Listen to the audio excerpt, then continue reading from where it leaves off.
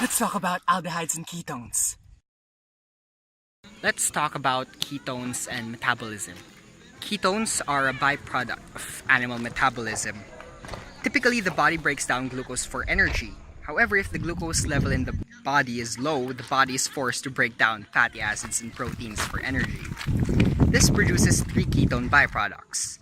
While the production of these ketone bodies is normal, the accumulation of these ketone bodies can be a bit problematic. Excess ketones may be a sign that you need to eat more carbohydrates. The body will break down these carbohydrates into sugars, resulting in increased blood sugar level. If there is more glucose in the bloodstream, the body will not have to resort to breaking down fatty acids and proteins, which will reduce the amount of ketones in the body. There are also other uses for aldehydes. Let me show you.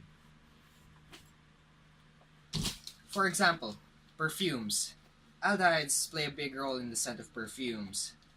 What I'm about to show you is a table of all the aldehyde compounds that have their role in one of the most expensive brands of perfumes.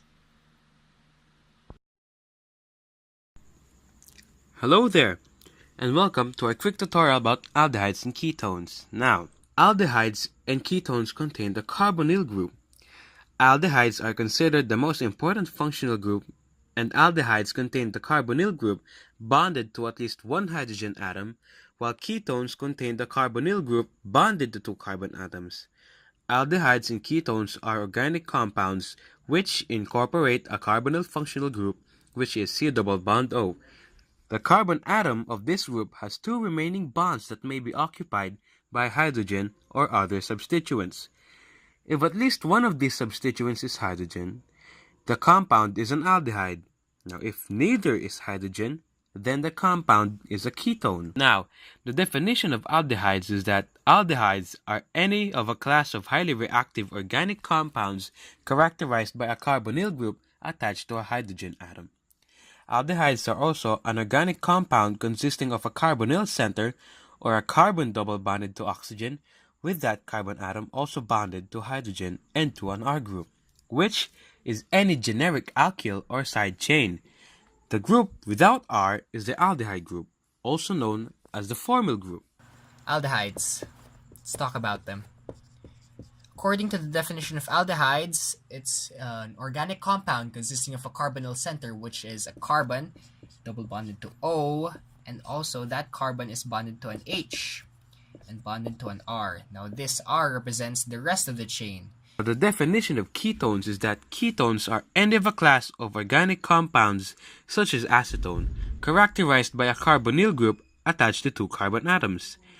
Ketone, or a kenone, is an organic compound with the structure RC double bond O R prime, where R and R prime can be a variety of carbon-containing substituents.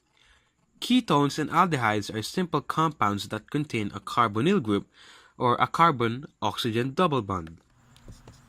Ketones.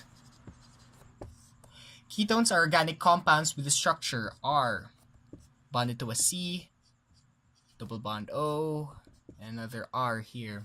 Like we said, these R's represent the rest of the chain. Now, the rules on naming aldehydes is that 1.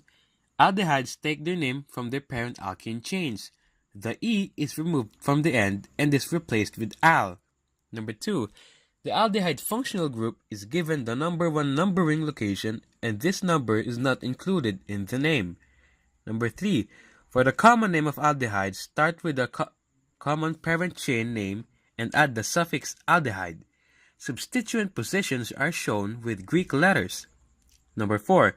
When the CHO functional group is attached to a ring, the suffix carbaldehyde is added, and the carbon attached to that group is carbon 1. Let's have some examples on aldehydes. Let's start with something simple. How about methanol? Well, we would start off with a C here, then double bond O, then H. This is methanol. How about if we have two carbon atoms? C, double bond O, H. This is called ethanol. The rules on naming ketones is that number 1, ketones take the name from the parent alkene chains. The ending E is removed and replaced with -one. Number 2, the common name for ketones are simply the substituent groups listed alphabetically plus ketone. And number 3, some common ketones are known by their genetic names, such as the fact that propanone is commonly referred to as acetone. Okay, examples on ketones. Start with propanone.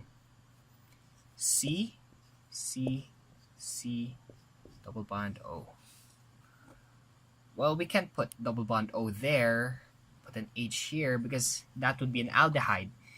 So the simplest form of ketone would be basically put it in between two carbon atoms.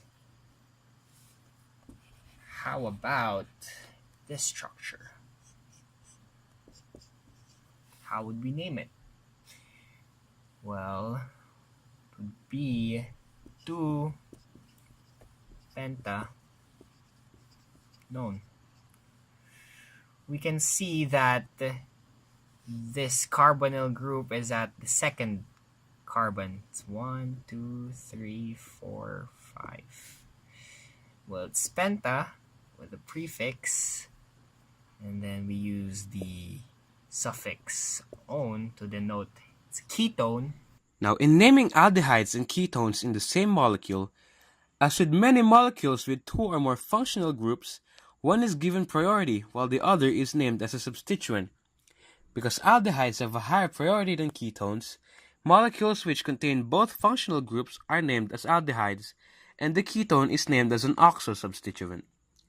It is not necessary, however, to give the aldehyde functional group a location number.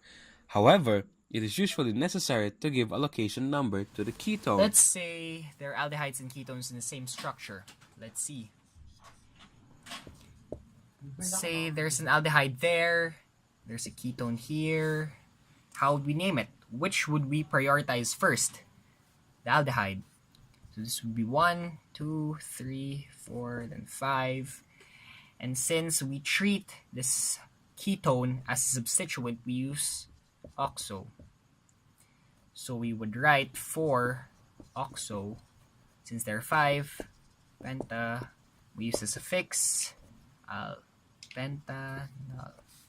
Now, in naming dialdehydes and diketones is that for dialdehydes, the location numbers for both carbonyls are omitted because the aldehyde functional groups are expected to occupy the ends of the parent chain. The ending diol is added to the end of the parent chain name. Now, for diketones, both carbonyls require a location number. The ending dione or diol is added to the end of a parent chain. What if there are 2 ketones and an aldehyde? Okay. We would name this 3,4 dioxo, forgot the dash, pentanol. We would prioritize this first. Since there are 2, we use the prefix di, oxo for the 2 ketones. Of course, we write the locants. And then since there are 5, we write penta. And then, of course, the suffix al, pentanol. Let's say there are 2 aldehydes in a structure. So there's a double bond O here, H, and there's another double bond O here, and an H. So we call this pentane diol.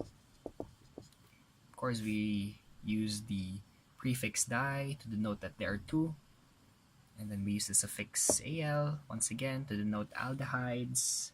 Now, that is all for this quick review about aldehydes and ketones. Remember, you can always go back to the video to recap of what you did not understand.